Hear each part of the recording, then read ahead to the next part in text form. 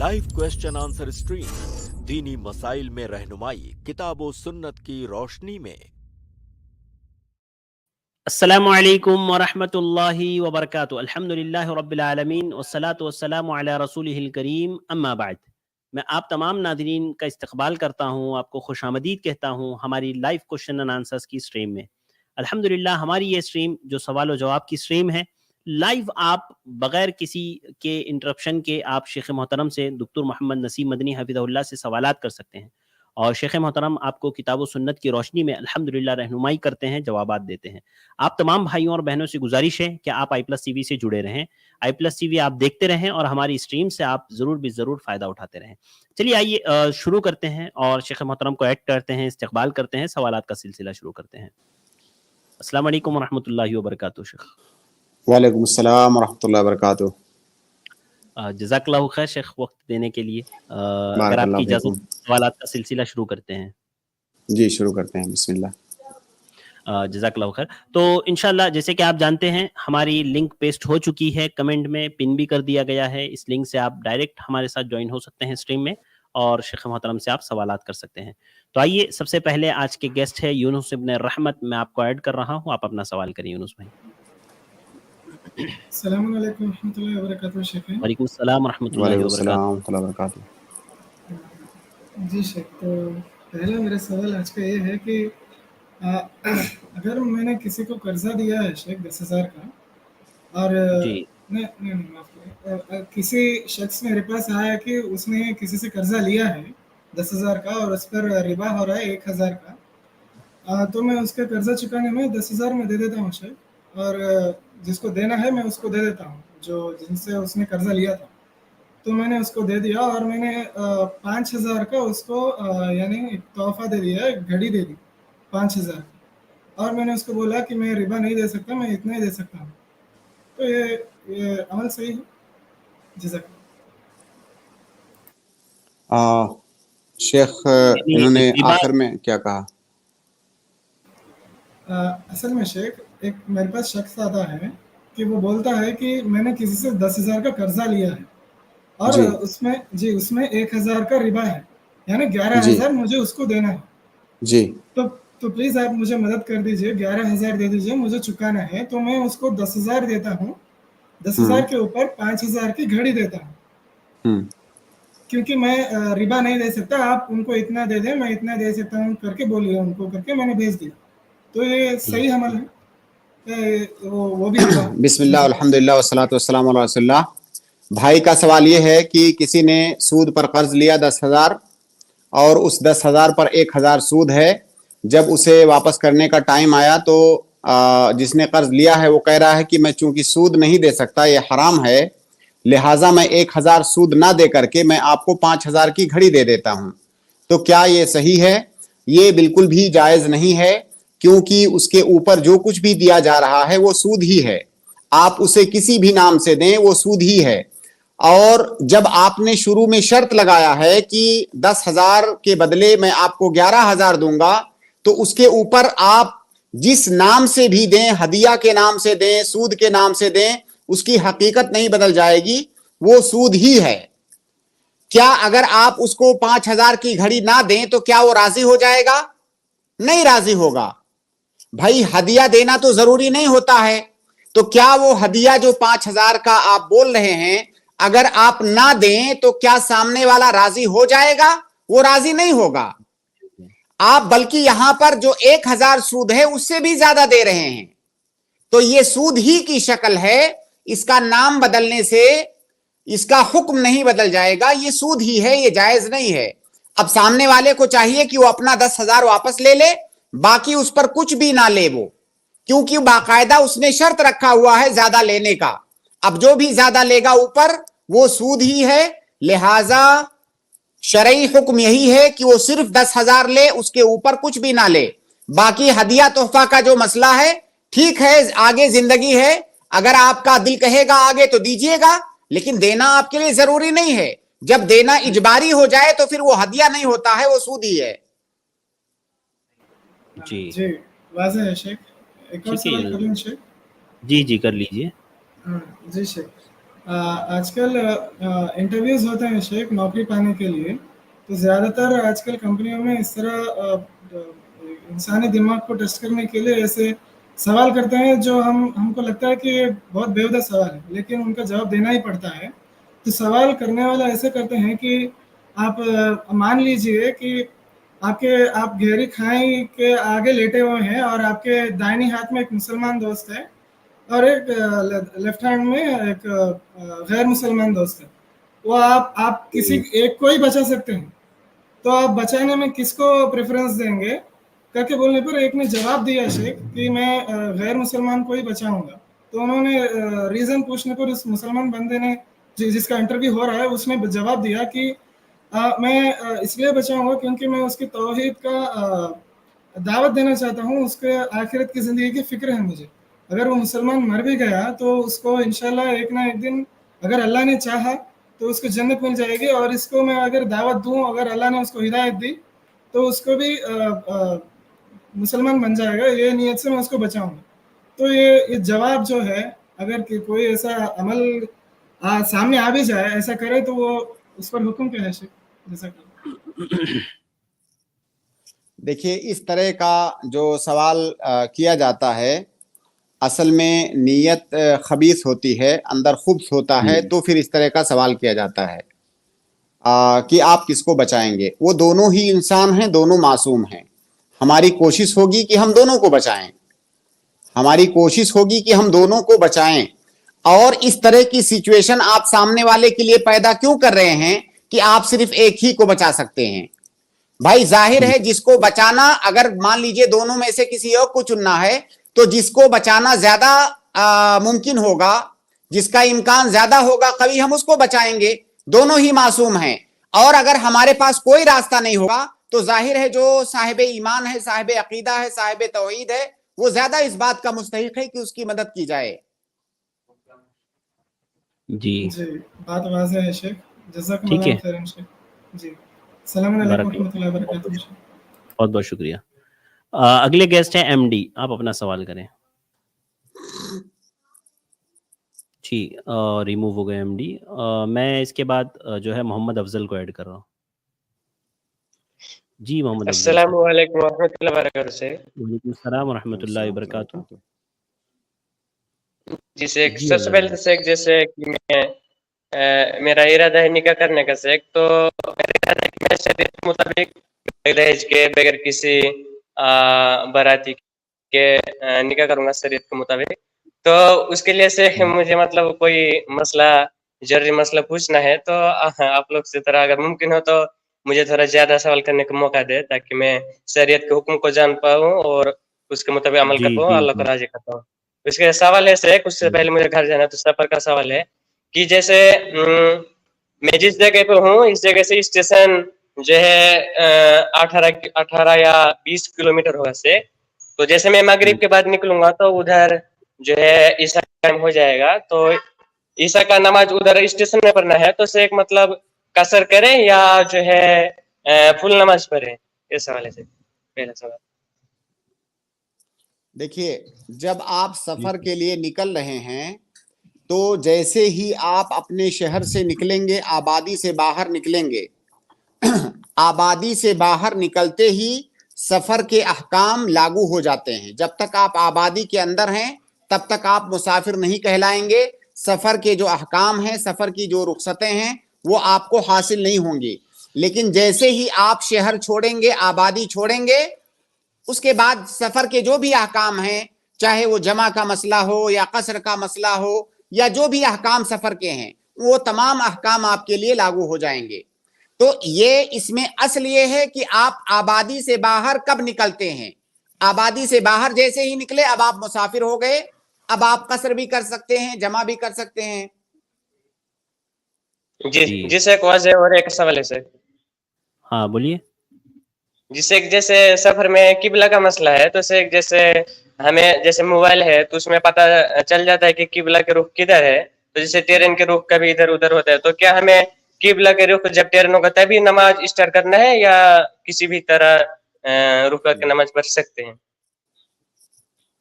अगर आप सफर में हैं, सवारी पर हैं, تو اور آپ کو نماز پڑھنی ہے فرض نماز، تو سب سے پہلے تو آپ کوشش کریں کہ قبلہ معلوم کریں، اور اگر ممکن ہو تو قبلہ رخ ہو کر کے ہی آپ کو نماز پڑھنا ہے۔ مان لیجئے آپ نے نماز کی ابتدا کیا موبائل میں دیکھ کر کے قبلہ رخ ہو کر کے، بعد میں آگے جا کر کے آپ کی سواری، آپ کی ٹرین یا جس بھی سواری پر آپ ہیں وہ سواری مڑ رہی ہے، اور آپ کو پتا ہے کہ اب سواری فلاں جانب مڑ گئی ہے، تو اگر آپ کی استطاعت ہے تو آپ قبلہ کی طرف مڑ جائیے، یعنی جہاں تک آپ کی استطاعت ہے وہاں تک آپ کو قبلہ رخ ہو کر کے ہی فرض نماز پڑھنا ہے، اور اگر آپ کی استطاعت نہیں ہے تو پھر آپ کسی بھی طرف نماز پڑھیں گے آپ کی نماز ہو جائے گی، لیکن جب تک استطاعت ہے قبلہ رخ ہو کر کے پڑھنے کی تب تک قبلہ رخ ہو کر کے ہی پڑھیں گے۔ جی شیخ واضح ہے، جی جزاک اللہ، السلام علیکم ورحمۃ اللہ وبرکاتہ۔ وعلیکم السلام ورحمۃ اللہ وبرکاتہ۔ اگلے گیسٹ ہے سسٹر شہناز، میں آپ کو ایڈ کر رہا ہوں، آپ اپنا سوال کریں۔ السلام علیکم شیخ۔ وعلیکم السلام ورحمۃ اللہ۔ السلام علیکم وبرکاتہ۔ شیخ میرا سوال یہ ہے کہ جیسے جمع بین صلاتین ہوتا ہے تو ایسے میں نماز کے بعد کے اذکار کب پڑھیں ہم؟ جی شیخ، جمع بین الصلاتین اگر ہو تو نماز کے اذکار کب پڑھیں؟ دیکھیے اگر مان لیجئے مغرب اور عشاء کی نماز آپ جمع کر رہے ہیں تو مغرب کی فرض نماز پڑھنے کے فوراً بعد اذکار وغیرہ کرنے سے پہلے ہی آپ جو ہے عشاء کی نماز پڑھ لیں، اور جب عشاء کی نماز سے فارغ ہوں پھر آپ اذکار کریں، یعنی دونوں نمازوں کے درمیان کچھ بھی فاصلہ نہ کریں، یہاں تک کہ اذکار کا فاصلہ بھی نہ کریں آپ۔ تو ایک نماز کے فوراً بعد آپ دوسری نماز پڑھ لیں، دوسری نماز سے فارغ ہونے کے بعد آپ اذکار کریں۔ شیخ اللہ اکبر استغفر اللہ یہ بھی نہ کہیں، مطلب کچھ بھی نہ کہیں، ڈائریکٹ کھڑے ہو جائیں؟ جی ڈائریکٹ کھڑے ہو جائیں، پہلی نماز کے بعد دوسری نماز کے لیے کھڑے ہو جائیں۔ حالانکہ اس میں دوسرا قول بھی ہے اس مسئلے میں کہ اذکار کر سکتے ہیں، اذکار کے بعد کھڑے ہوں گے، لیکن زیادہ بہتر یہ ہے کہ دونوں نمازوں کے درمیان کسی بھی چیز کے ذریعہ فاصلہ نہ کیا جائے، کیونکہ اصل جمع یہی ہے۔ ٹھیک ہے شیخ ایک چھوٹا سا سوال ہے کچھ دعاؤں کے تعلق سے، پوچھ لوں جی، کیا؟ پوچھ لیجئے۔ شیخ ایک نوے آف سلفیہ ہے، وہاں پہ مطلب میں سن رہی تھی حصن المسلم کی دعائیں، تو اس میں نا کئی ساری دعاؤں کو ضعیف بتایا گیا، جیسے جو ہم صبح شام پڑھتے ہیں رضیت باللہ ربا، یہ دعا بھی ضعیف بتایا گیا ہے، اور ایک صبح شام جو 7 مرتبہ بسم اللہ توکلت یہ دعا پڑھتے ہیں یہ بھی ضعیف بتایا گیا ہے، تو کیا مطلب یہ دعا پڑھنا ہے یا نہیں پڑھنا ہے؟ جی بالکل، حصن المسلم کے اندر بعض ایسی دعائیں ہیں جن پر ضعف کا حکم لگایا ہے، ان حدیثوں کو شیخ البانی نے ضعیف قرار دیا ہے۔ جس دعا کا بھی آپ نے ذکر کیا، حسبی اللہ لا الہ الا هو علیہ توکلت وهو رب العرش العظیم، اس دعا کو ضعیف بتایا ہے شیخ نے۔ اسی طرح رضیت باللہ ربا، اس دعا کو ضعیف بتایا ہے۔ اسی طرح سے اور بھی کچھ دعائیں ہیں جن کی حدیثوں پر شیخ البانی وغیرہ نے ضعف کا حکم لگایا ہے، تو جو حدیثیں ضعیف ہیں ان کو نہیں پڑھیں گے۔ صبح شام کے اذکار میں جو صحیح اذکار وارد ہیں صحیح احادیث سے، انہی کی تعداد بہت زیادہ ہے، آپ ان کو پڑھیے۔ جو اذکار ضعیف احادیث سے ہیں ان کو آپ نہ پڑھیے۔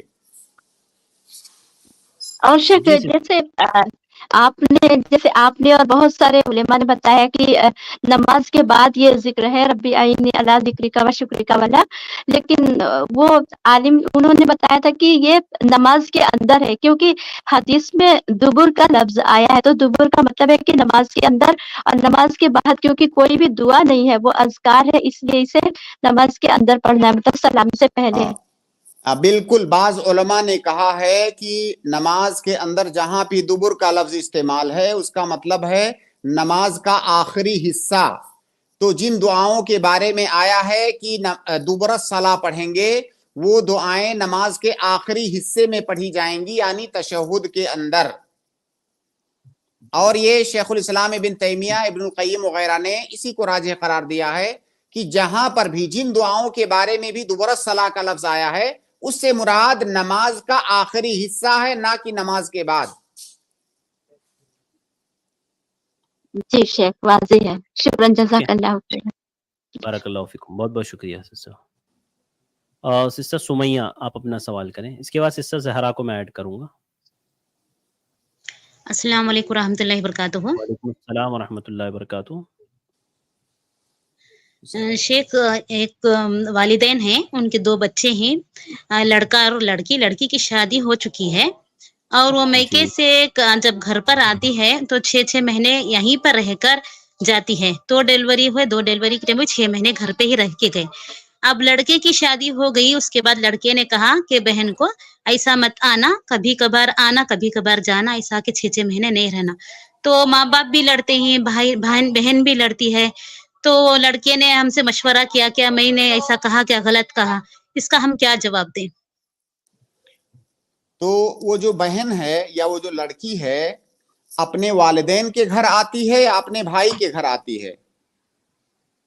नहीं, वालिदैन के घर में ही लड़का भी तो जब रहता है वालिदैन के घर शादी होके। आती है, जब अपने वालिद के घर आती है, वालिदा के घर आती है, तो फिर उस लड़के को ये कहने का इख्तियार कैसे होगा कि तुम यहाँ पे मत आओ? अगर उसके घर आती होती तो वो कह सकता था कि आप यहाँ पे मत आओ लेकिन अगर वो अपने वालिदैन के घर आती है, अपने शौहर की इजाजत से आती है, तो उसे बिल्कुल इख्तियार है आने का। असल में ये फिक्रा कहाँ से, ये सोच कहाँ से आती है? ये सोच यहां से आती है कि जब शादी हो गई लड़की की तो ये उसका घर नहीं है। अरे भाई, जी जितना घर आपका है यानी बेटे का, उतना ही घर वो बेटी का भी है। अगर आप अपने घर के, अपने वालिद के घर पर दावा कर रहे हो कि मेरा घर है, तो जिस तरह से आपका घर है उसी तरह से आपकी बहन का भी घर है, आपसे जरा सा भी कम नहीं है। हाँ, जब आपके वालिद की वफात हो जाएगी तो आपको डबल मिलेगा, उसे सिंगल मिलेगा, लेकिन जिंदगी में जितना हक आपका है उतना ही हक उस लड़की का है। और दूसरी बात, वो अपने वालिद के घर आ रही है, लिहाजा भाई को ये कहने का इख्तियार नहीं है कि यहां पर मत आओ। और वो उसके वालिद का सिर्फ घर नहीं है, जितना हक आपका उस घर पे है उतना ही हक आपकी बहन का भी है। तो अगर कोई लड़की अपने शौहर की इजाजत से अपने मायके में जाती है डिलीवरी के लिए तो बिल्कुल जा सकती है। जी सिस्टर। जी शेख, ऐसा है कि वो वालिद तो कुछ भी नहीं कमाते, मगर लड़का ही कमाता है, लड़का ही घर का पूरा खर्चा चलाता है। तो भाई कहता है कि कभी कभार आओ। अब मेरी बीवी सब कुछ, बीवी ही सबको, उनके बच्चों को देखना है, उसके बहन को देखना है, सभी उन्हें ही काम करना है, तो बहन कुछ भी नहीं करती, इसलिए मैंने ऐसा कहा करके कहे थे। देखिए बहन, अब ये सवाल के अंदर आपने इजाफा किया कि वो जो भी कमाता है, भाई कमाता है, घर का पूरा खर्चा भाई चलाता है, तो जाहिर है ऐसी सूरत में इसका हुक्म बदल जाएगा। अगर भाई कमाता है तो वो खर्च करने से मना कर सकता है, बहन के ऊपर खर्च करने से मना कर सकता है, उसे इस बात का इख्तियार है। लेकिन ऐसी सूरत में हम ये नहीं कहेंगे कि अपने वालिद के पास आ रही है। वालिद के पास आने से सिर्फ थोड़ी होता है, जब वालिद कमा नहीं रहे हैं, उसका खर्चा नहीं चला सकते हैं, खाना पीना नहीं दे सकते हैं, तो फिर ये नहीं कहेंगे वालिद के पास आ रही है। इसका मतलब वो भाई के पास आ रही है और भाई उसका खर्चा चला रहा है। तो भाई के ऊपर बहन का खर्चा चलाना ये वाजिब नहीं है। जब बहन शादीशुदा है तो बहन का खर्चा उसके शौहर के ऊपर वाजिब है। हाँ, शौहर इजाजत दे और सामने जहां पर वो जा रही है वो राजी हो तो जा सकती है उसकी बहन, जैसे अपने वालिद के पास या भाई के पास। लेकिन अगर भाई उसके ऊपर खर्चा करने से मना कर रहा है तो फिर उसे इख्तियार है, वो मना कर सकता है। जी सिस्टर। जी शेख, जज़ाकल्लाह। और एक सवाल पूछ लूं शेख? जी पूछ लीजिए। जी शेख, ना कुरान शरीफ में तजवीद नहीं, और एक याद नहीं आ रहा है। जज़ाकल्लाह खैर शेख, मैं कल पूछ लूंगी, याद नहीं आ रहा शेख, भूल गई हूँ। ठीक है, जज़ाकल्लाह खैर। इसके बाद मैं अगले गेस्ट को, सिस्टर ज़हरा, इससे पहले कि मैं आपको ऐड करूं, हमारे साथ एमडी भाई है, ये रिमूव हो गए थे, तो मैं आपको ऐड करा इंशाल्लाह। इसके बाद मैं आपको ऐड करूंगा सिस्टर ज़हरा को। जी फरमाएं भाई। अस्सलाम वालेकुम व रहमतुल्लाहि व बरकातुहू। अस्सलाम व रहमतुल्लाहि व बरकातुहू। अस्सलाम व बरकातुहू। मेरा ये सवाल है कि बाइक लेना था मुझे, और उतना नहीं है कि मैं पूरा पेमेंट दे के बाइक ले सकूं, तो किस्त पे मैं बाइक लेना चाहता हूं, क्योंकि बाइक की जरूरत है, थोड़ा काम करते हैं तो जाने में दिक्कत होती है। تو وہ بائک میں قسط پہ لے سکتا ہوں, وہ پیمنٹ لیکن زیادہ پیسہ لیتے ہیں آپ, مطلب جتنا ہے اس سے زیادہ پیسہ وہ لے, ایکسٹرا پیسہ لیتے ہیں, آپ بیاج لیتے ہیں کہ پتہ نہیں کیا لیتے ہیں, لیکن وہ زیادہ پیسہ لیتے ہیں, تو وہ لے سکتے ہیں کہ نہیں وہ بائک میں قسط؟ بھائی کا سوال ہے کہ بائک میں قسطوں پر لینا چاہتا ہوں تو کیا لے سکتا ہوں کہ نہیں.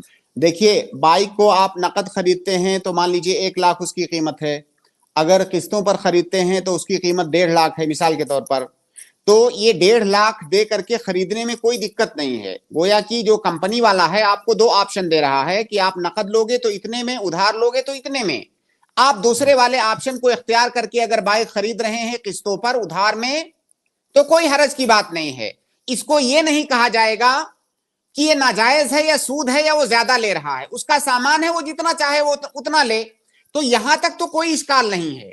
لیکن اشکال اور پریشانی یہاں پر ہے کہ آپ کے ساتھ وہ جو ایگریمنٹ کرے گا, اس ایگریمنٹ میں لکھے گا کہ یہ جو قسطیں ہر مہینے یا ہر چند مہینے پر آپ کو جو قسطیں بھرنی ہیں, اگر کسی مہینے آپ نے قسط بھرنے میں تاخیر کیا تو پھر آپ پر جرمانہ لگایا جائے گا, اضافی رقم لی جائے گی. تو یہ جو شرط ہے یہ شرط جائز نہیں ہے, کیونکہ اس کے اندر سود ہے.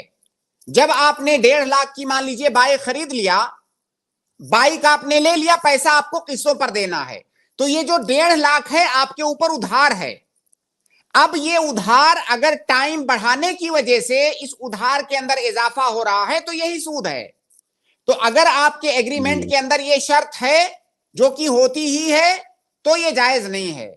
اور اگر یہ شرط نہ ہو کہ آپ کی تاخیر کی صورت میں ہم اضافی رقم لیں گے یا جرمانہ لیں گے تب جائز ہے. لیکن ایسا میں جہاں تک جانتا ہوں ایسا ہوتا نہیں ہے.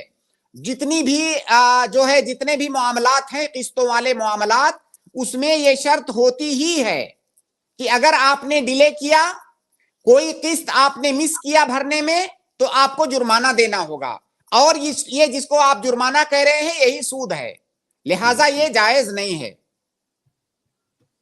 شیخ اگر یہ قسط مطلب اگر ہم ڈیلے نہیں کریں, مطلب یہ شرط تو ہے لیکن ہم ہر مہینے پے کر دو, تب بھی جائز نہیں ہے, کیونکہ آپ نے جو ایگریمنٹ کیا ہے ایک حرام کام پہ ایگریمنٹ کیا ہے, اور حرام کام پہ ایگریمنٹ کرنا بھی جائز نہیں ہے, چاہے بعد میں آپ اس کا ارتکاب کریں یا نہ کریں.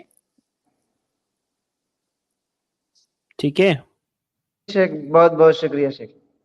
جزاک السلام اللہ خیر. علیکم. وعلیکم السلام ورحمۃ اللہ وبرکاتہ. سسٹر زہرا, آپ اپنا سوال کریں. السلام علیکم ورحمۃ اللہ وبرکاتہ. وعلیکم السلام ورحمۃ اللہ وبرکاتہ. جی, جب نماز میں ضمیع سورہ ملاتے ہیں, اگر وہ ضمیع سورہ میں یاد رہنے کی وجہ سے کچھ مسٹیکس آئے تو اس سے سجدے سہو کرنا پڑے گا؟ کیا ملاتے ہیں شیخ؟ کوئی صورت اگر نہیں ملا ہے نماز میں شیخ تو کیا سجدے سہو کرنا پڑے گا؟ دیکھیے نماز کے اندر تو اگر مسٹیکس آئے تو سورے میں جی اچھا ملانے مسٹیکس سے آئے, ٹھیک ہے مسٹیکس آئے تو شیخ. دیکھیے بہن, نماز کے اندر سورہ فاتحہ پڑھنا یہ ضروری ہے. سورہ فاتحہ کے بعد آپ جو سورت پڑھتی ہیں وہ مستحب ہے, وہ واجب نہیں ہے, مستحب ہے. اور مستحب کے اندر اگر غلطی ہو تو اس سے سجدے سہو نہیں کرنا ہوتا ہے. یہ نماز کے اندر آپ اصولی بات یاد رکھیں کہ اگر مستحب چیز کے اندر آپ سے غلطی ہوئی ہے تو آپ کو سجدے سہو نہیں کرنا ہے. اور سورہ فاتحہ کے بعد جو سورت آپ ایڈ کرتی ہیں اس کا پڑھنا مستحب ہے. اگر اس کے اندر کہیں پر کوئی مسٹیک ہوتی ہے تو اس سے سجدے سہو آپ کے اوپر واجب نہیں ہوگی. جی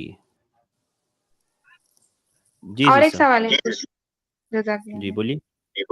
جی, 12 رکعت جو سنت موقدہ پڑھتے ہیں تو وہ ایک دن میں 12 پڑھتے ہیں, تو ڈیلی ایک گھر ملے گا جنت میں یا پھر کنٹینیوس پڑھے تو ایک ملے گا, ویسا ہے؟ دیکھیے ایسی کوئی وضاحت حدیث ایک منٹ. جی اللہ کے نبی صلی اللہ علیہ وسلم کی جو حدیث ہے کہ جس نے ان 12 رکعات پر مواظبت کیا, ان کو پڑھا, کانٹینیو پڑھا, تو اللہ رب العالمین ایسے آدمی کے لیے گھر میں جنت بناتا ہے. بنی لہو بیت فی الجنہ او بنا لہو بیتا فی الجنہ. تو اس میں ایسی وضاحت نہیں ہے کہ اس کو ایک گھر ملے گا یا ایک سے زیادہ گھر ملے گا.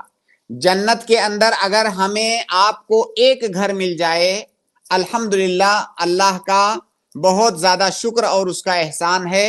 انشاءاللہ جنت کے اندر وہ ایک گھر ہمارے لیے کافی اور کافی سے زیادہ ہے. جی جزاک اللہ خیر. اور ایک جی کیا بول رہے ہیں؟ اور ایک سوال پوچھ لے سکتے ہیں؟ نہیں سر، 2 ہو گئے آپ کے. جی جزاک اللہ خیر. لے لیجیے گا انشاءاللہ. ٹھیک ہے. السلام علیکم. وعلیکم السلام. ابو عدنان آپ اپنا سوال کریں. السلام علیکم ورحمۃ اللہ. وعلیکم السلام ورحمۃ اللہ وبرکاتہ. جی پچھلے ایپیسوڈ میں اپنا سوال واضح نہیں کر پایا تھا، ابھی میں سوال واضح کر رہا ہوں وراثت کے متعلق. جی میرے چچیرے دادا تھے تو ان کی 3 بیٹیاں تھی، تو مرنے کے وقت بھائی نہیں تھے، بہن نہیں تھی. میرے ان کے بھائی سنیے ابو عدنان صاحب، یہ سوال آپ جی نے اس دن کیا تھا، ہم نے کہا تھا اس کو آپ واٹس ایپ پر لکھ کر کے بھیج دیں. دیکھیے ابھی کم سے کم 10 منٹ آپ کے سوال میں جائے گا. آپ سوال سمجھائیں گے، کہیں کوئی چیز آپ چھوٹ سکتی ہے. آپ جو ہے اس کو سنیے، شیخ سے میرا نمبر لے لیجئے. آپ جی شیخ آپ کو میرا نمبر دے دیں گے.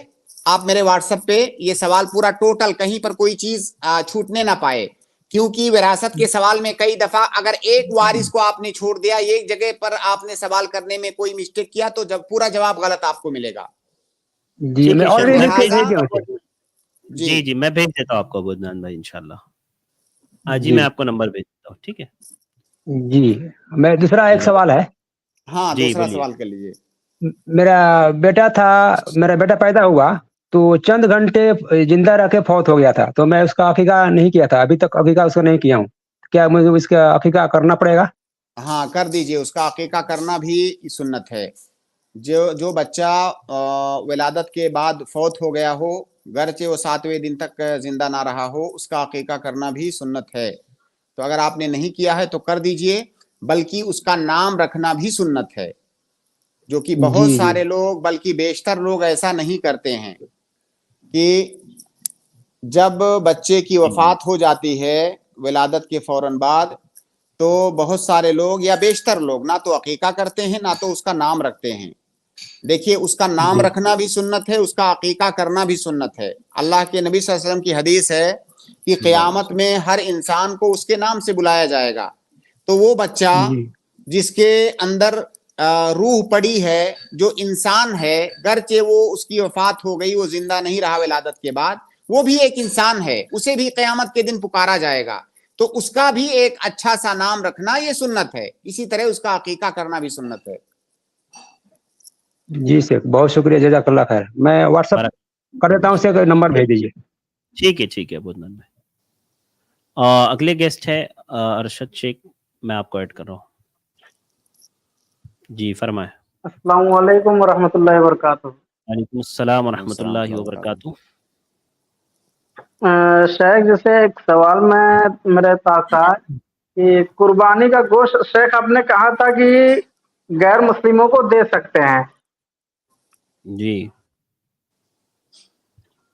شیخ یہی ایک مولانا صاحب تقریر کر رہے تھے، انہوں نے تو سیدھا کہا کہ مطلب غیر مسلموں کو قربانی کا گوشت دینا ناجائز و حرام ہے. ان کو اگر چاہیے تو اپنے پیسے سے دوسرا مطلب خرید کے دے سکتے ہیں، لیکن یہ نہیں. تو جب میں نے شیخ ان کو سورہ حج کی آیت بتائی، میں نے وہاں دکھایا ان کو کہ مطلب یہاں تو لکھا ہے کہ دے سکتے ہیں، تو کہا کہ قرآن کی، تو وہ الٹا مطلب سوال کرنے لگے شیخ کہ مطلب قرآن کس پہ نازل ہوا؟ مسلمانوں کے لیے، تو تم کافروں کو کیوں کوس دو گے؟ یہاں مسلمانوں کی بات ہو رہی ہے. تو انہوں نے شاید بہار شریعت کا کوئی حوالہ دیا، صد السریہ کے جو مصنف ہیں ان کے، تو کہا دیکھیے انہوں نے بہار شریعت میں لکھا ہوا ہے کہ مطلب نہیں دے سکتے. تو شاید یہ کہاں تک مطلب درست ہے؟ دیکھیے صحیح بات یہ ہے کہ قربانی کا گوشت آپ غیر مسلم کو بھی دے سکتے ہیں، بس صرف اتنا آپ کو خیال رکھنا ہوگا کہ اس گوشت کا غلط استعمال نہ ہو. بلکہ اگر آپ کے دیے ہوئے ہدیے تحفے کا غلط استعمال ہو رہا ہے، چاہے وہ قربانی کے گوشت کے علاوہ بھی کوئی چیز ہے، تب بھی دینا جائز نہیں ہوگا. تو قربانی کا گوشت غیر مسلموں کو دینا بھی جائز ہے. اگر کوئی اس سے منع کر رہا ہے تو اسے دلیل دینی ہوگی. اگر کوئی منع کر رہا ہے تو اسے دلیل دینی ہوگی کہ اس کی ممانعت کی دلیل کیا ہے. تو آپ ان سے پوچھئے شیخ کہ وہ آپ کے بہار پاس دلیل کیا ہے ممانعت کی. تو بہار شریعت میں کیا مطلب دلیل تو قرآن ہے یا حدیث ہے؟ بہار شریعت نہیں دلیل ہے. نہیں بہار شیخ، شریعت کے اندر جو انہوں نے دلیل ذکر کیا ہوگا اس کو بتائیے.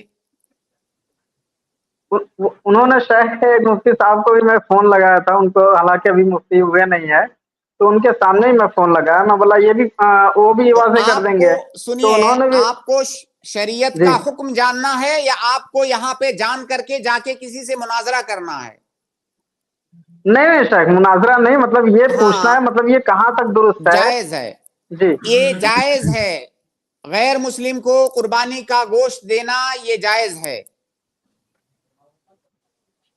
تو ٹھیک ہے. شیخ یہ بہار شریعت میں جو وہ حوالہ دکھا رہے اس کا اب وہ حوالہ ارے دکھائیں گے تو میں وہ مطلب روایت حدیث ہونی چاہیے. خالی بہار شریعت کیا ہے؟ کتاب کا نام ہے ایک. کتاب کے نام جی رہنے سے حدیث نہیں ہے. ہوتا. جی شیخ میں یہی تو پرابلم ہے کہ وہ حدیث نہیں. جب میں ان سے پوچھ رہا ہوں کہ حدیث چھوڑ ہے تو دیجئے، یہ وہ نہیں دکھا حدیث رہے ہیں. نہیں ہے، حدیث نہیں ہے تو چھوڑ دیجئے. اب آپ خود جانتے ہیں کہ وہ حدیث نہیں ہے تو چھوڑ دیجئے اس کو. بالکل، جب حدیث نہیں شیخ ہے تو وہ چھوڑ کہہ رہا ہے دیجیے. کہ اس سے جی شیخ وہ کہہ رہا ہے کہ اس سے علماء کی اجماع بھی ہے کچھ لوگوں کی. کسی کا اجماع نہیں، وہ جھوٹ بول رہا ہے. اصل یہ ہے کہ کوئی بھی مال، دیکھیے آپ یہ قاعدہ جی یاد رکھیں کہ کفار کے ساتھ احسان کرنا، حسن سلوک کرنا، ان کو ہدیہ تحفہ دینا، کسی بھی طرح کا مال دینا جائز ہے، یہ اصل ہے. اب اس جی اصل کے خلاف اگر کوئی دعویٰ کر رہا ہے تو اس کو دلیل دینا ہوگا. جیسے مثال کے طور پر میں کہتا ہوں کہ جو واجبی زکوٰۃ کا مال ہے وہ صرف مسلمانوں کو دیا جائے گا، کافر کو نہیں دیا جائے گا، غیر مسلم کو نہیں دیا جائے گا. واجبی جو زکوٰۃ ہم نکالتے ہیں اپنے مال میں اس کو. اب کوئی آدمی کہے گا بھائی آپ تو اصل کے خلاف جا رہے ہیں، دلیل دیجئے، کیونکہ اصل تو یہ ہے کہ ہر طرح کا مال دینا جائز ہے اس کو. میں اصل کے خلاف جا رہا ہوں، اب میرے اوپر دلیل واجب ہے کہ میں دلیل دوں. تو اس کی دلیل یہ ہے، اللہ کے نبی صلی اللہ علیہ وسلم نے کہا کہ تُؤْخَذُ مِنْ أَغْنِيَائِهِمْ وَتُرَدُّ عَلَىٰ فُقَرَائِهِمْ، یعنی مسلمانوں کے اغنیا سے لیا جائے گا، مسلمانوں کے فقراء کو دے دیا جائے گا. تو یہاں پہ دلیل آ گئی، ہم نے دلیل دیا، اس کی بنیاد پر زکوٰۃ کا مال غیر مسلموں کو نہیں دے سکتے. ورنہ اصل یہ ہے کہ ہر طرح کا مال آپ غیر مسلم کو دے سکتے ہیں، ان کے لیے ان کے اوپر احسان کرنے کی ترغیب دی گئی ہے. جی اب اگر کوئی کہتا ہے کہ قربانی کا گوشت نہیں دے سکتے تو اسے واضح طور سے دلیل دینا ہوگا، کیونکہ وہ اصل کے خلاف جا رہا ہے. جی شیخ. ٹھیک ہے. شیخ ایک سوال اور کر سکتے ہیں؟ صرف ایک بات جی کہنی تھی شیخ. جی جی شیخ نکاح کے مسئلے میں میں نے مولانا صاحب سے کہا کہ مولانا صاحب کیوں نہ اس پہ اجماع آپ لوگ کریں ہیں کہ جہاں بھی بارات جا رہی ہے یا کہیں ایسے مطلب رسم و رواج ہے تو ہاں آپ لوگ کیوں نہیں مطلب یہ منع کرتے کہ ہم وہاں نہیں جائیں گے، جب تک مسجد میں نکاح نہ ہوگا تب تک ہم وہاں نہیں جائیں گے. اگر اس میں آپ لوگ اجماع کرتے ہیں تو خود بخود وہ ہو جائیں گے. تو وہ الٹا جواب دیتا ہے کہ مطلب آپ کے لوگ رہنے نہیں دیں گے، ہمیں ایسا کر دیں گے ویسا، وہ الٹا برا بھلا ہمیں کہیں گے. جی ٹھیک ہے بھائی، ٹھیک ہے، جزاک اللہ خیر. جی سر اس پہ بارک اللہ فیکم. انشاءاللہ اس پر ضرور کریں. جزاک اللہ خیر. اگلے گیسٹ ہے راجا. السلام علیکم ورحمۃ اللہ وبرکاتہ. وعلیکم السلام ورحمۃ اللہ وبرکاتہ. شیخ محترم، میرا ایک بریلوی دوست ہے، تو وہ لوگ کیا کہتے ہیں نا کہ عاشورہ کے دن جو ہے کھچڑا یا شربت بنا کے بانٹتے ہیں لوگ. تو میں نے کہا کہ یہ سنت کے خلاف ہے، کیونکہ سنت یہ ہے کہ روزہ رکھنا ہے. تو بولے نہیں، سنت کے خلاف نہیں ہے، کربلا میں لوگ پیاسے تھے اس لیے ہم لوگ کھانا اور شربت بانٹتے ہیں. تو پھر کہنے لگا ٹھیک ہے، ہم دن میں نہیں بانٹیں گے، مغرب کے وقت بانٹیں گے، افطار کے ٹائم میں. کیا یہ درست ہے؟ دیکھیے اس میں کئی باتیں ہیں. ایک بات تو آپ یہ پوچھئے کہ آپ کہہ رہے ہو کہ کربلا میں وہ لوگ بھوکے پیاسے تھے تو آپ انجوائے کرو گے؟ ان کی جو بھوک تھی اور وہ پیاس ان کی جو تھی اسی کو یاد کر کے آپ انجوائے کر رہے ہو، اس کو سیلیبریٹ کر رہے ہو، عید منا رہے ہو. مطلب یہ کیسی محبت ہے؟ آپ ایسے ہی آپ ایک کامن سینس سے سوچ کے دیکھیے کہ اگر وہ بھوکے پیاسے تھے تو آپ لوگ اس مناسبت کو انجوائمنٹ کی مناسبت بنا رہے ہو. दूसरी बात ये कि वो भूखे प्यासे थे, उसके बाद उस वक्त जो मुसलमान थे, जाहिर है तकरीबन 1300 साल के करीब गुजर चुका है, क्या उसके बाद जो मुसलमान मौजूद थे, क्या उन्होंने उनके भूखे प्यासे रहने की वजह से खिचड़ा बनाया? या हमारे खिचड़ा बनाने से, पानी तकसीम करने से, शरबत तकसीम करने से उनका कोई फायदा होने वाला है?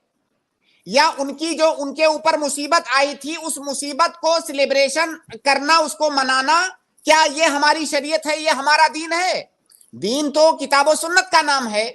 जाहिर है वो मजलूम थे, उनके ऊपर जुल्म हुआ, उनके ऊपर परेशानी आई, उन्होंने सब्र किया। हम दुआ करते हैं कि अल्लाह रब्बुल आलमीन इसका अज्र उन्हें दे, हमें उनके लिए दुआ करना चाहिए, इससे तो उनको फायदा होगा। लेकिन ये जो हम खिचड़ा बनाते हैं, इससे उनको कौन सा फायदा होगा? इससे तो उन्हें कोई फायदा नहीं होगा। तो ये सारी चीजें सरासर बिदअत हैं। और अगर किसी को अल्लाह ताला ने आंखें दे रखी हैं तो खुली आंखों से समाज में देखे कि उस दिन क्या करते हैं, क्या ये गम मना रहे हैं या खुशी मना रहे हैं। जी ठीक है जी भाई। शेख और एक सवाल था इसी मुहर्रम के ताल्लुक से। जैसे ये ताजिया बनता है ना शेख, तो आशूरा के दिन जो है एक चौक पे रखा जाता है तख्त पे, तो वो जब ताजिया उतरेगा तभी घर का जो है चूल्हा जलता है। जब तक वो ये ताजिया नहीं उतरेगा चौक से, तब तक चूल्हा नहीं जलेगा, खाना भी नहीं बनेगा। लोगों का ये अकीदा है कि इमाम हुसैन का जनाजा जब जाएगा तभी चूल्हा जलेगा। अस्तगफिरुल्लाह। ये सब बिदआत और खुराफात हैं। अल्लाह रब्बुल आलमीन इससे हम तमाम लोगों को दूर रखे। इस पर क्या बोलें, इस पर बहुत कुछ बोला जा चुका है। और इस अभी तो माशाअल्लाह बहुत सारे बरेलवी उलमा भी बोलने लगे हैं, जैसे इससे पहले भी हम बात आई थी, अभी वो लोग भी बोलने लगे हैं और उनको भी अब ये बात मालूम होने लगी है कि ये तमाशा ज़्यादा दिन नहीं चलेगा। इसीलिए बहुत सारे उनके नौजवान उनसे मुतनफ़िर हो रहे हैं, ये चीज़ें उनको अच्छी नहीं लग रही हैं। उसको देख करके ही कोई भी बता देगा कि इसका इस्लाम से कोई ताल्लुक नहीं है। तो ये सब बिदआत और खुराफात हैं, इनसे दूर रहिए। और जहां तक हो सकता है आपसे, आप तबलीग कीजिए, उनको बताइए, उलमा से मिलाइए, आपकी भी जहां तक पहुंचे वहां तक उनको दावत दीजिए।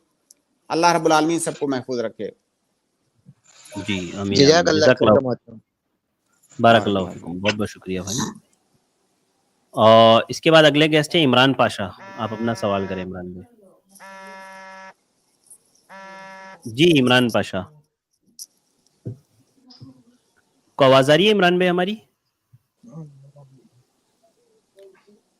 इमरान पाशा आपको आवाज आ रही है?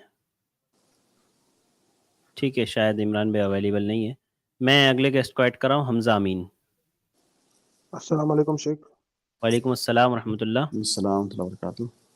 जी फरमाएं। का सवाल था कि अल्लाह से हमें अच्छा गुमान रखना है, लेकिन एक हदीस वो पढ़ के कंफ्यूज हो गई कि जो भी नेक बंदे हैं वो अब जब भी सवाब का काम करते हैं, नमाज रोज़ा, तो वो अल्लाह से डरते हैं कि कबूलियत नहीं हो रही है, तो कबूल हो या ना हो तो उससे डरते हैं। तो शेख वो उधर एक्सप्लेन कर दिए।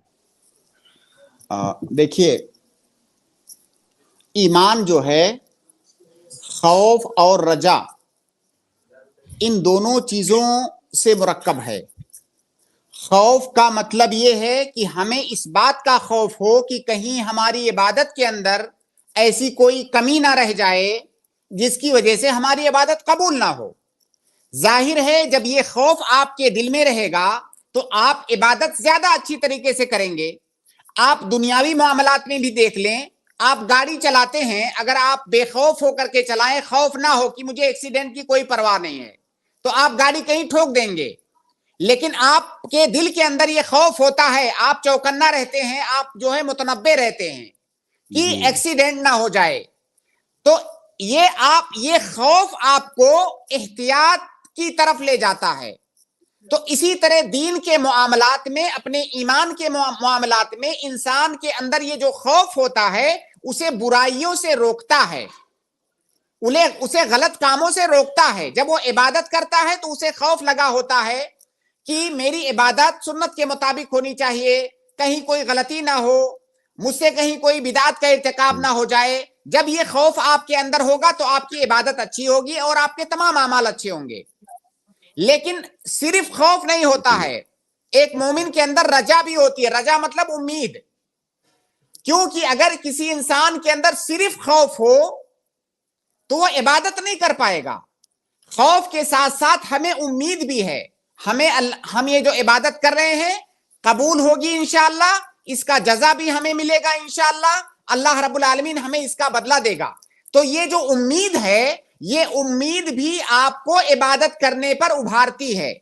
आप दुनिया में कोई काम करो और आपको कोई उम्मीद ना हो उस काम से कि इस काम का कोई हमें अच्छा बदला मिलेगा, तो क्या उस काम में आपका दिल लगेगा? नहीं लगेगा। जब आपको उम्मीद होती है कि ये जो काम मैं कर रहा हूं इसका बदला मुझे अच्छा मिलने वाला है, तो फिर उस काम में आपकी दिलचस्पी बढ़ती है। तो खौफ और रजा ये दोनों चीजें ईमान के अंदर जरूरी हैं। एक मोमिन के अंदर खौफ भी होता है इस बात का कि उससे गलती ना हो जाए, और एक मोमिन के अंदर इस बात की उम्मीद भी होती है कि अल्लाह रब्बुल आलमीन इसका अच्छा बदला देगा मुझे। तो ये दोनों चीजें इंसान के अंदर होनी चाहिए। कोई भी एक जानिब नहीं होना चाहिए कि सिर्फ खौफ हो या सिर्फ रजा हो, क्योंकि अगर आपको सिर्फ उम्मीद होगी तो आप हर बुराई करेंगे। भाई अल्लाह ताला माफ करने वाला है, आप कहेंगे तमाम बुराइयां करते जाओ, सिर्फ उम्मीद पर बाकी है, अल्लाह ताला माफ करने वाला है, तो ये गलत है। और अगर सिर्फ खौफ ही खौफ हो आपके अंदर, कोई उम्मीद ना हो, तो आप मायूस हो जाओगे, आप अच्छा काम नहीं करोगे, क्योंकि खौफ आपको मायूसी की तरफ ले जाएगा। लिहाजा खौफ और रजा यानी खौफ और उम्मीद दोनों का होना जरूरी है एक मोमिन के अंदर। बाज सलफ ने इसकी मिसाल दिया है शेख, बाज सलफ ने इसकी मिसाल दिया है कि खौफ और रजा ये इसी तरह से हैं जिस तरह से किसी परिंदे के दो पर होते हैं, वो एक पर से नहीं उड़ सकता है, जब दोनों पर उसके पास होंगे तब वो सही तरीके से उड़ पाएगा।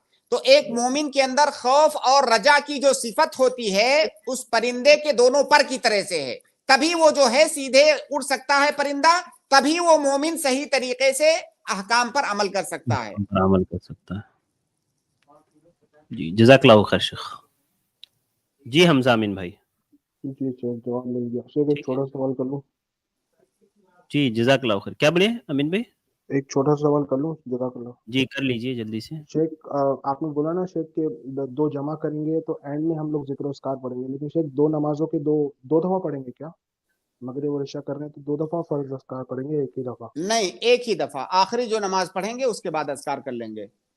तो शेख वो जो मगरिब की जो है कोई बात नहीं, आपने नमाज पढ़ लिया, आपने दोनों नमाजें चूंकि जमा कर लिया, आप एक बार अस्कार पढ़ेंगे इंशाल्लाह, ये काफी है, दो बार करने की जरूरत नहीं है। जी शेख बहुत बहुत शुक्रिया। ठीक है जज़ाकल्लाहु खैर, बारकल्लाहु फीकुम। इसके बाद मैं अगले गेस्ट को ऐड कर रहा हूँ।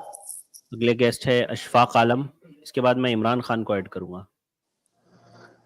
अस्सलाम वालेकुम शेख। वालेकुम अस्सलाम वरहमतुल्लाहि वबरकातुहू। शेख जो बहुत सारे लोग ईएमआई पे कोई भी खरीदारी करते हैं, उसका क्या कॉन्सेप्ट है इस्लाम में? क्योंकि सऊदी अरब में भी देखा जाता है बहुत सारे लोग ईएमआई पर सामान लेते हैं, मोबाइल, गाड़ी वगैरह जो भी है।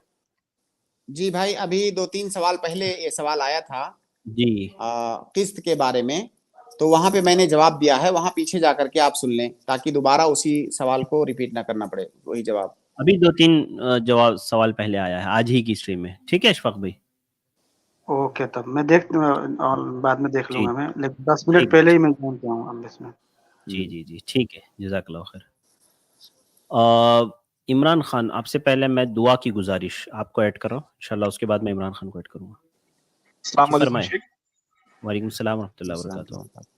शेख एक सही बुखारी की हदीस है 1952 की हदीस है कि रोजे किसी के जो शख्स मर जाए और उसके जिम्मे रोजे वाजिब हो तो उसका वारिस उसकी तरफ से रोजे रखेगा। सही बुखारी की हदीस 1952। मन माता व अलैहि सौमुन सामा अन्हु वलियुहु, इस तरह के अल्फाज हैं। जी शेख, तो सवाल क्या है भाई आपका?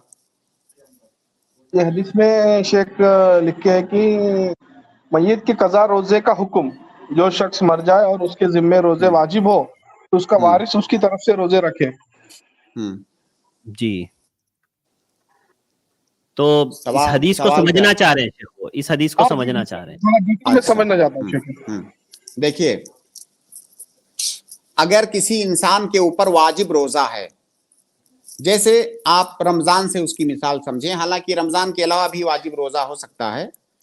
अगर किसी के ऊपर रमजान का वाजिबी रोजा है, रमजान में मान लीजिए वो बीमार था या सफर में था, किसी वजह से उसने रोजा तोड़ा हुआ है रमजान में किसी उज्र की बुनियाद पर, अब रमजान के बाद उसको टाइम इतना मिला कि वो अपने तोड़े हुए रोजे की कज़ा कर सकता था। मान लीजिए उसने 2 रोजा छोड़ा हुआ है रमजान में किसी उज्र की बुनियाद पर, रमजान खत्म होने के बाद उसका वो उज्र खत्म हो गया और वो 2 रोजा जो तोड़ा था उसकी कज़ा कर सकता था, उसके बावजूद भी उसने कज़ा नहीं किया और उसकी वफात हो गई। ऐसी सूरत में उसका जो वली है उसकी तरफ से रोजा रखेगा। ये इस हदीस का मतलब है। जी जी भाई, बात समझ में आई? जी जी, जज़ाकल्लाह खैर शेख। हाँ, थोड़ा सा इसमें और भी सुन लीजिए, इतनी बात आपको समझ में आ गई। कभी जी ऐसा हो सकता है कि मान लीजिए रमजान में कोई शख्स बीमार हो गया और उसकी बीमारी लंबी खींची, जी, यहां तक कि रमजान के बाद भी कंटिन्यू बीमार ही है। अब जाहिर है वो जब कंटिन्यू बीमार है तो अभी रमजान में जो उसके रोजे छूटे हैं उनकी कज़ा वो कैसे करेगा? गोया कि उसका जो उज्र है अभी जायल नहीं हुआ है, उज्र उसका खत्म नहीं हुआ है, रमजान के बाद भी वो उज्र मौजूद है और उसी बीमारी में इत्तेफाक से उसका इंतकाल भी हो गया। इससे पहले कि वो रोजा रखने की फुर्सत पाता उसका इंतकाल हो गया। अब ऐसी सूरत में उसके वली के ऊपर कज़ा नहीं है, उसका वली कज़ा नहीं करेगा। क्यों नहीं करेगा? वो इसलिए कि उसके ऊपर रोजा वाजिब ही नहीं हुआ है, क्योंकि रमजान में तो बीमार था और बीमार के ऊपर रोजा वाजिब नहीं है, वो बाद में दूसरे अय्याम में उसकी रोजा रखेगा, दूसरे अय्याम में भी वो बीमार ही है, अभी भी उस पर वाजिब नहीं हुआ। तो लिहाजा ऐसी सूरत में उसका वली ना तो कज़ा करेगा ना तो उसकी तरफ से कोई कफ़ारा है। ये मसाला इसका इजाफा मैंने इसलिए कर दिया कि इस मसले में कई दफा लोग गलती करते हैं कि कोई शख्स बीमार था, लंबा बीमार रहा 2-4 महीने तक और फिर उसी बीमारी में उसकी वफात भी हो गई और सेहतमंद होने से पहले ही वफात हो गई, तो फिर वो उसकी तरफ से कज़ा करते हैं और उसकी तरफ से मिस्किनों को खाना खिलाते हैं। नहीं, उसकी तरफ से कज़ा नहीं करना है। कज़ा उसकी तरफ से करना है जिसने कज़ा करने का टाइम पाया था लेकिन उसके बावजूद भी उसने कज़ा नहीं किया, उसकी तरफ से कज़ा करना है। ठीक है, जज़ाकल्लाह खैर। जी भाई, उम्मीद है आपको माशाल्लाह जवाब समझ में आ गया होगा। जी, बारकल्लाह फीक। जी जी शेख, जज़ाकल्लाह खैर। बारकल्लाह। भाई बहन कुछ जो है पूछ रहे हैं सुबह शाम के अज़कार की किताब के ताल्लुक से। तो देखिए, हिस्नुल मुस्लिम जो है वो शेख किफ़ायतुल्लाह सनाबिली हफिज़हुल्लाह की तहकीक से छपी है IIC से, तो आप ऑनलाइन उसको डाउनलोड कर सकते हैं इंशाल्लाह। आप जब लिखेंगे ना कि हिस्नुल मुस्लिम किफ़ायतुल्लाह सनाबिली, तो आपको इंशाल्लाह वो किताब मिल जाएगी और बाकायदा हदीसों की तहकीक के साथ छपी है, उसमें हुक्म लगा हुआ है सही और ज़ईफ़ का, तो आप उससे इंशाल्लाह फ़ायदा उठा सकते हैं। साथ ही साथ मैं आप भाई बहनों को बता दूं कि हमारा i+TV का एप्लीकेशन है जिसको आप अपने मोबाइल में इंस्टॉल कर सकते हैं। 24 घंटे आप नॉन स्टॉप जो है i+TV देख सकते हैं। साथ ही साथ हमारा एंड्रॉयड टीवी एप्लीकेशन है। अगर आपके घर में एंड्रॉयड टीवी है तो आपके लिए बेहतर ये है कि दीगर चीज़ें देखने से बेहतर आप i+TV का एप्लीकेशन इंस्टॉल कर लें। इंशाल्लाह 24 घंटे आप वहाँ से i+TV देख सकते हैं और खुसूसन हमारे ये जो प्रोग्राम्स आते हैं, लाइव प्रोग्राम्स, अल्हम्दुलिल्लाह शेख के साथ भी, तो वो भी प्रोग्राम्स आप इंशाल्लाह लाइव टीवी में देख पाएंगे और मोबाइल एप्लीकेशन से भी आप हमारे साथ जुड़ पाएंगे। तो आप लोग ज़रूर जो है अपने टीवी में, अगर आपको कोई भी दिक्कत आती है तो हमारे हेल्पलाइन नंबर पर आप कॉल भी कर सकते हैं या व्हाट्सएप भी कर सकते हैं 9588888826। आइए अगले गेस्ट को हमारे ऐड करते हैं, इमरान खान। मैं आपको ऐड कर रहा हूँ इमरान भाई, आप अपना सवाल करें। जी इमरान खान साहब, अस्सलाम वालेकुम। जी वालेकुम सलाम व रहमतुल्लाहि व बरकातुहू। जी फरमाएं इमरान साहब, क्या सवाल है आपका? मेरा जी सवाल ये था कि जैसे मैं 2 साल से फॉरेक्स ट्रेडिंग कर रहा हूँ, तो जी मैंने जी कई जी सारी वीडियो भी देखी यूट्यूब में, कई स्कॉलर, कई उलमा की वीडियो भी देखे। कोई उलमा बता रहे हैं कि जायज़ है, कोई उलमा बता रहे हैं कि नाजायज़ है, तो मैं इसमें बहुत कन्फ्यूज़न में हूँ। तो आप सही जवाब इसका सही जवाब दीजिए, ये जायज़ है या नाजायज़ इस्लाम में? जी शेख, किस चीज के बारे में पूछ रहे हैं शेख फॉरेक्स भाई? ट्रेडिंग के ताल्लुक से पूछ रहे हैं शेख, फॉरेक्स ट्रेडिंग के ताल्लुक से पूछ रहे हैं भाई, कि थोड़ा बाज सा लोग इसको तफसील जायज़ बताएंगे उसके बारे में, कह रहे हैं, कोई नाजायज़ कह रहे हैं।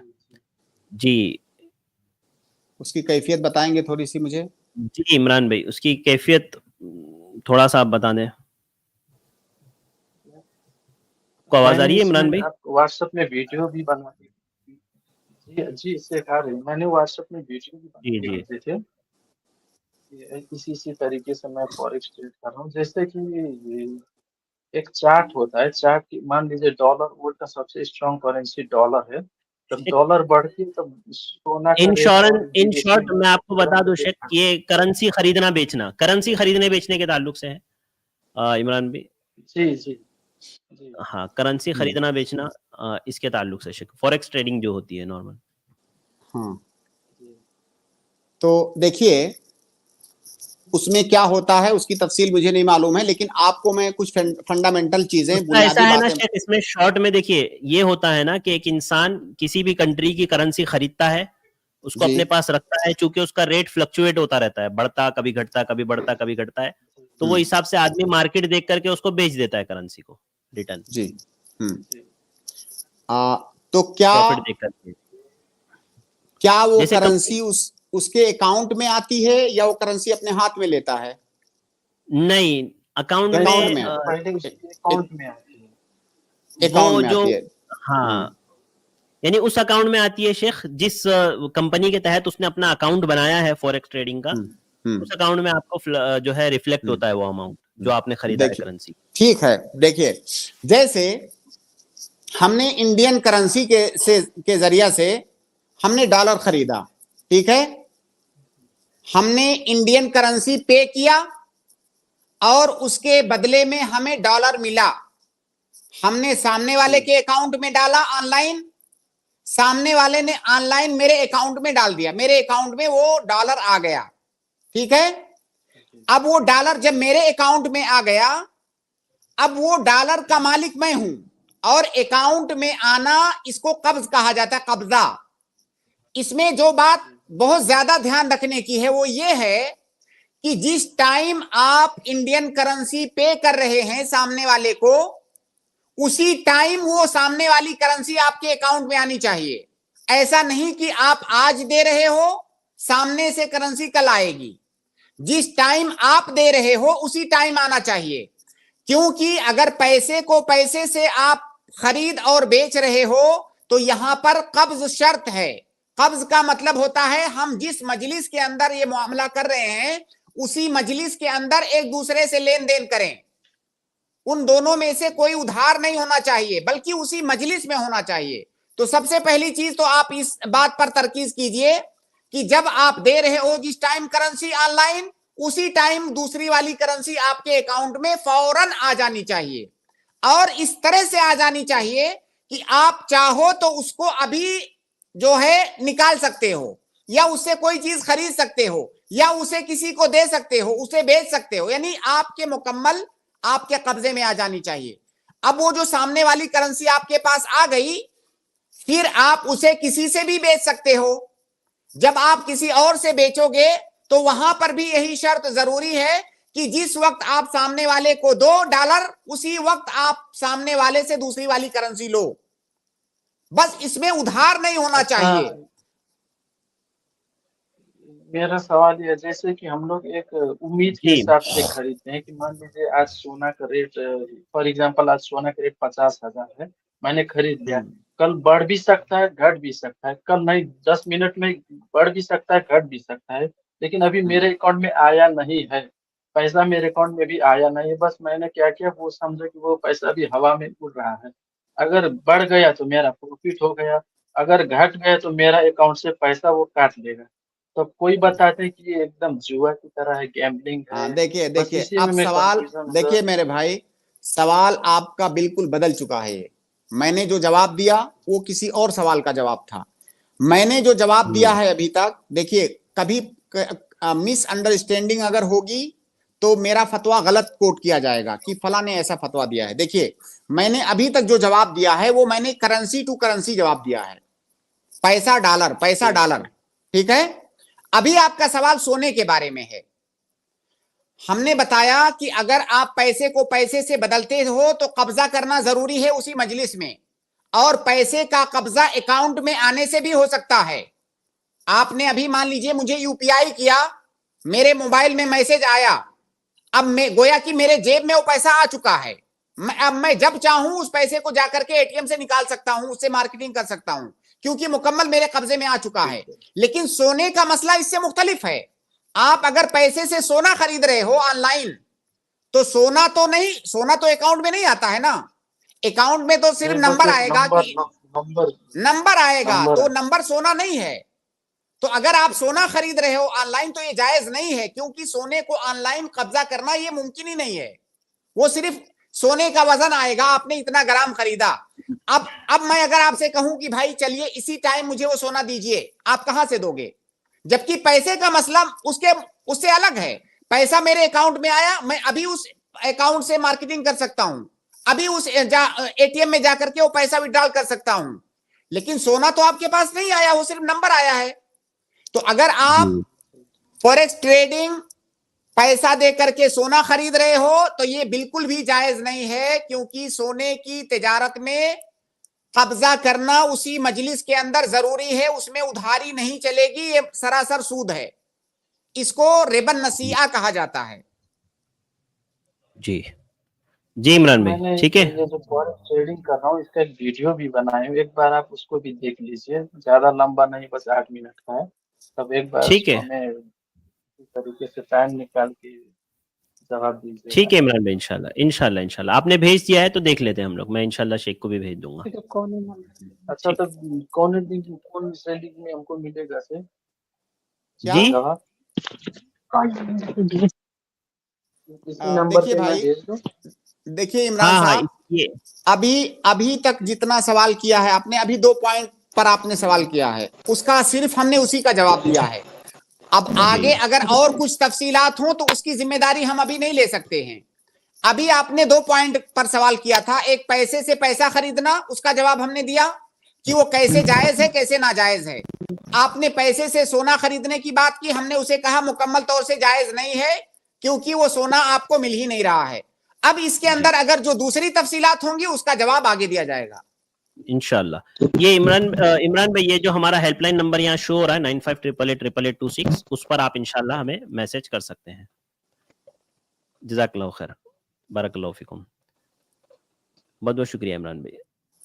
اس کے بعد میں اگلے گیسٹ کو ایڈ کرنے سے پہلے ایک اور گزارش ہمارے ناظرین سے کرنا چاہوں گا, وہ یہ کہ آپ یوٹیوب پر ہمیں جہاں پر دیکھ رہے ہیں تو آپ سے گزارش یہ ہے نا کہ جو تعاون آپ آئی پلس ٹی وی کے لیے کرتے ہیں تو اس میں یوٹیوب نے ایک جو ہے فیچر دیا ہے سپر چیٹ اور سپر اسٹیکر کا, تو آپ اس کے ذریعے سے بھی تعاون کر سکتے ہیں, اور آپ ضرور وہاں سے کریں, جتنا بھی ہو, کم سے کم, زیادہ سے زیادہ, آپ جتنا بھی ہو تعاون کریں, تاکہ یہ اس تعاون کے ذریعے سے نا یوٹیوب ویڈیوز کو آگے بڑھاتا ہے, لوگوں تک پہنچاتا ہے, زیادہ سے زیادہ لوگوں تک پہنچاتا ہے. لہذا آپ لوگوں سے گزارش ہے کہ آپ اس ذریعے کو بھی اختیار کریں, انشاءاللہ اللہ تعالیٰ اس کی بہتر جزا مجھے اور آپ کو دیں گے. میں اگلے گیسٹ ابن مبین کو ایڈ کر رہا ہوں. مبین بھائی آپ اپنا سوال کریں شیخ محترم سے. جی ابن مبین, میں نے آپ کو ایڈ کیا, آپ کو آواز آ رہی ہے بھائی؟ السلام علیکم ورحمۃ اللہ وبرکاتہ. وعلیکم السلام ورحمۃ اللہ وبرکاتہ. اس کے بعد انشاءاللہ وقت رہا تو میں محمد یوسف صدیقی کو ایڈ کروں گا. جی فرمائیں. شیخ مجھے ایک حدیث سمجھنی ہے. ہاں بولیے. شیخ میں نے ایک حدیث سنی تھی شیخ قاری خلیل الرحمن جاوید حفظ اللہ سے, کہ وہ ایک حدیث بیان کر رہے تھے کہ اللہ کے رسول کوئی آیت پڑھ رہے تھے اور 2 صحابی بیٹھے ہوئے تھے, ان میں سے ایک عبداللہ بن مسعود رضی اللہ عنہ اور دوسرے صحابی حضرت ابو ہریرہ رضی اللہ عنہ, تو جمعہ کا خطبہ دے رہے تھے. تو اللہ کے رسول آیت پڑھ رہے تھے, تو جو آیت پڑھ رہے تھے تو حضرت عبداللہ بن مسعود اپنی کوہنیوں سے حضرت ابو ہریرہ کو ایسے मार रहे थे, बोले थे तुमको मालूम है कि ये आयत कब नाजिल हुई, किस वक्त नाजिल हुई, मुझे इसका वक्त और टाइम वगैरह सब मालूम है, तुमको मालूम है? तो अल्लाह के हज़रत अबू हुरैरा उसको टालते जा रहे थे। तो मत इसलिए टाल रहे थे क्योंकि जुमा का खुतबा ध्यान से सुन रहे थे, क्योंकि लग़ो काम मना है, इसलिए वो टालते जा रहे थे।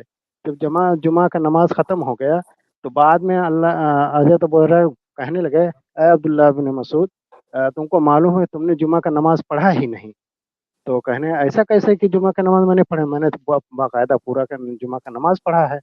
तो अल्लाह के रसूल के पास लेके गए तो अल्लाह के रसूल ने कहा कि हाँ, अबू हुरैरा सही कह रहा है। तो मैं ये हदीस समझने से कि क्या सही में नमाज नहीं पढ़ी या इसके क्या इसकी वजाहत चाहता हूँ मैं। देखिए, अल्लाह के नबी सल्लल्लाहु अलैहि वसल्लम की एक हदीस है जी कि जब इमाम जुमा का खुतबा दे रहा हो, ऐसी सूरत में अगर कोई इंसान